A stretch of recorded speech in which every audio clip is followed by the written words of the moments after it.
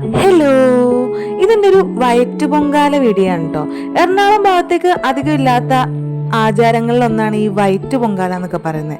ട്രിവാൻഡ്രം, കൊല്ലം ഭാഗത്തേക്കൊക്കെ ഉണ്ടെന്ന് എനിക്ക് തോന്നുന്നു. എൻ്റെ ഹസ്ബൻഡിന്റെ ഫാമിലിയൊക്കെ ട്രിവാൻഡ്രം ആയതുകൊണ്ട് അവിടുത്തെ ഒരു ചടങ്ങാണ് ഈ വയറ്റ് പൊങ്കാല എന്ന് പറയുന്നത് കേട്ടോ.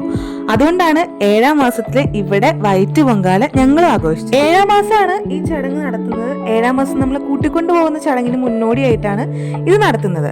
രാവിലെ തന്നെ സൂര്യഭഗവാനെ തൊഴുതുകൊണ്ട് നമ്മൾ പൂജയ്ക്കൊക്കെ ഒരുക്കുന്ന പോലെ അവലും മലരും പഴവും ഒക്കെ വെറ്റിലെ അടക്കിയൊക്കെ ദക്ഷിണ വെച്ച് തൊഴുതാണ് നമ്മൾ ഇത് ആരംഭിക്കുന്നത്.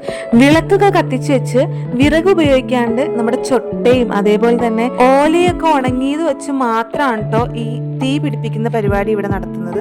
ബാക്കിയുള്ള നമ്മൾ സാധാരണ പൊങ്കാലയിടും പോലെ കലം വെച്ചിട്ട് അതിൽ വെള്ളം തിളച്ച് കഴിയുമ്പോൾ അതിനകത്തേക്ക് നമ്മൾ അരി ഇടുക, അതേപോലെ തന്നെ തേങ്ങ ചിരവിയത്, പിന്നെ പഴം. ഇത് 3 മാത്രമാണ് ഇതിനകത്ത് ഉപയോഗിക്കുന്നുള്ളൂ.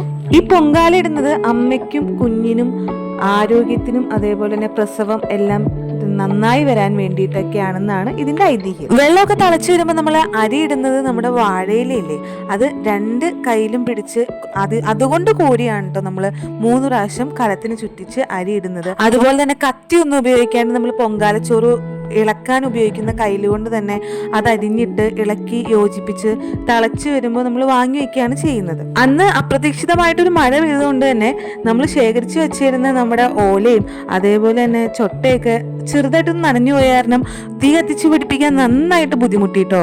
നമുക്ക് വേറൊന്നും ഉപയോഗിക്കാനും പാടില്ല. കർപ്പൂരം കത്തിച്ചിട്ടാണ് നമ്മൾ വച്ച് തീ പിടിപ്പിക്കുന്നത്. അപ്പൊ എത്ര ചെയ്തിട്ടും അതങ്ങനെ സെറ്റ് ആവുന്നുണ്ടായിരുന്നില്ല.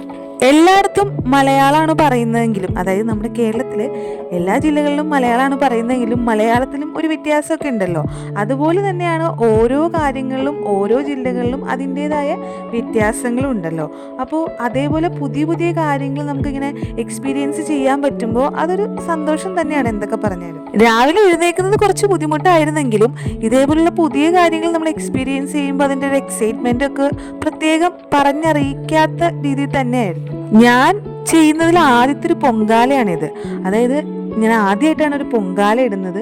അതുകൊണ്ട് തന്നെ എനിക്ക് വളരെ സന്തോഷവും അതുപോലെ അതിൻ്റെതായ ഒരു എക്സൈറ്റ്മെൻ്റ് ഒക്കെ ഉണ്ടായിരുന്നു. പിന്നെ ഈ എറണാകുളം ഭാഗത്തേക്ക് 7-ാം മാസം ഇങ്ങനൊരു ചടങ്ങ് ഞാൻ ആദ്യമായിട്ടാണ് കേൾക്കുന്നത്. അപ്പോൾ ഇതെന്താണെന്നറിയാനും എല്ലാം ഒരു വൈബ് മൂഡ് തന്നെയായിരുന്നു.